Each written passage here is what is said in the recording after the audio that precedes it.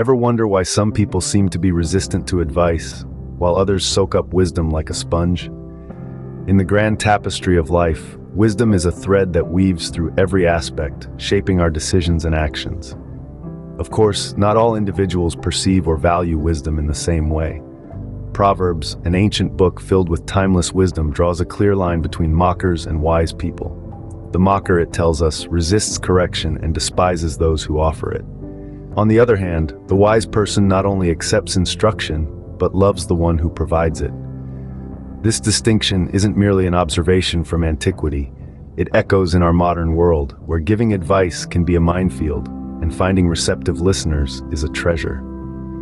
As we delve into Proverbs 9:7-12, let's unpack these wisdom-filled words and see how they apply to our lives today.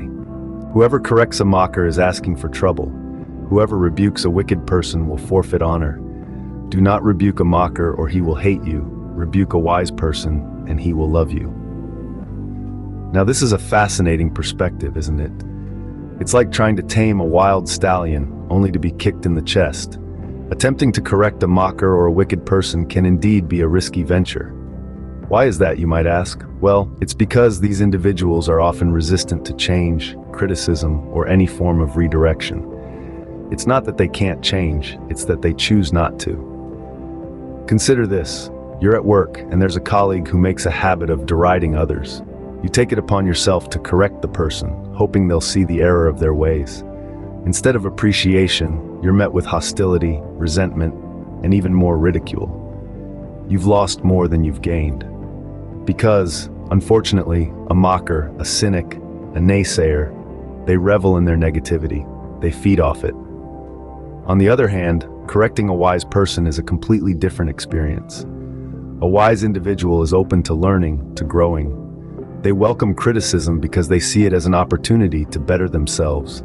They appreciate the time and energy you've invested in them. The love you receive is a reflection of their gratitude and respect for your efforts. So what's the takeaway? It's about discerning where to invest your time and energy. It's about recognizing the difference between a mocker and a wise person. Because remember, it's not about changing everyone. It's about helping those who want to be helped. It's about understanding that not everyone is open to change, and that's okay. Life is too short to spend it wrestling with those who choose ignorance over wisdom. It's better to invest in those who value growth, who appreciate the gift of wisdom. So choose your battles wisely. Not everyone is open to change. Instruct the wise, and they will be even wiser. Teach the righteous, and they will learn even more. The fear of the Lord is the beginning of wisdom, and knowledge of the Holy One is understanding.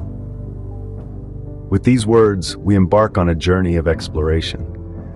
A journey that delves into the profound value of instructing the wise and the immeasurable benefits it carries.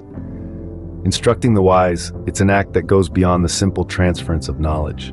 It's a call to a deeper, mutual understanding, a shared pursuit of wisdom. When we instruct the wise, we're not just disseminating information, we're fostering an environment where wisdom can grow, where understanding can flourish. This pursuit of wisdom, however, is not a solitary endeavor. It's a dance between teacher and student, a dance that requires humility and respect. Humility because it takes a humble heart to acknowledge that there's always more to learn, more to understand. Respect because it takes a deep respect for wisdom and knowledge to dedicate oneself to their pursuit. Now let's delve a little deeper into the concept of fear. The fear of the Lord is not about being afraid, but about awe, reverence, and respect. It's about recognizing the vastness of His wisdom and understanding, and our smallness in comparison. It's about starting our quest for wisdom with a profound respect for the source of all wisdom. Instructing the wise is not just about the individual, it's about the community. When we instruct the wise, we're contributing to a collective pool of wisdom and understanding. We're nurturing a culture that values knowledge, respects wisdom, and encourages its pursuit. It's a ripple effect that enhances not just individual lives, but the entire community. So let's continue to instruct the wise, to teach the righteous. Let's continue to grow in wisdom and understanding, nourishing the roots of knowledge and wisdom in ourselves and in those around us. Embrace the journey of continuous learning, growth, and understanding, for it enhances not just your life, but also those around you. For through wisdom your days will be many, and years will be added to your life. If you are wise, your wisdom will reward you. If you are a mocker, you alone will suffer. Such profound words, aren't they? They echo the timeless truth that wisdom is not only a virtue, but a life-enhancing tool. Let's delve into the long-term benefits of wisdom. Picture a life steeped in wisdom, a life where each decision, each action is thoughtfully made.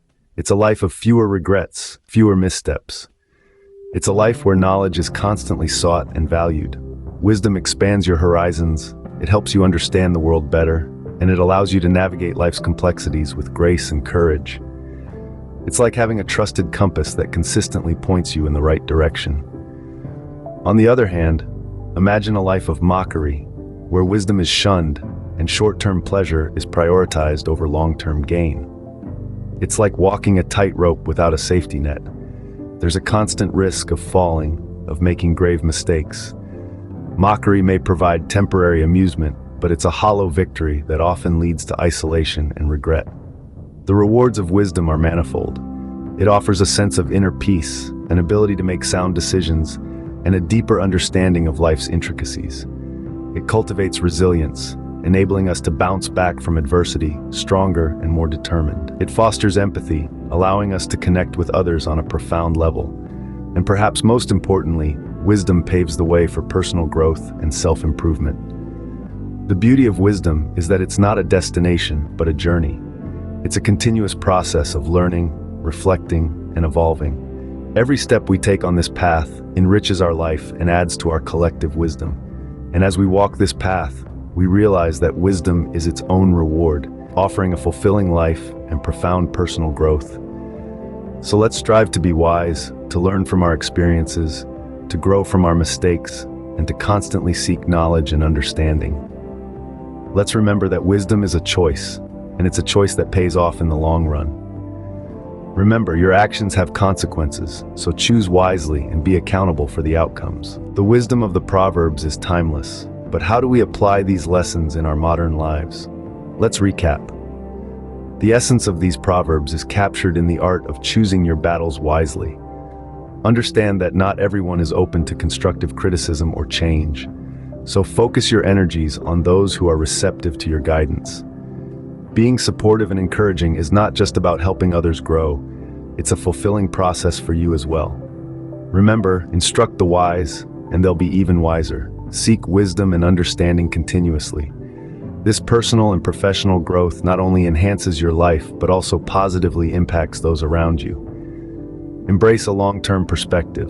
The decisions you make today, rooted in wisdom, can shape a better future for you and others. Reward wisdom and discourage mockery. Encourage positive behavior, and you'll see its ripple effects. And lastly, your choices have consequences. Be accountable and respect the outcomes. The path of wisdom may not always be the easiest, but it is indeed the most rewarding. Choose wisdom, choose life.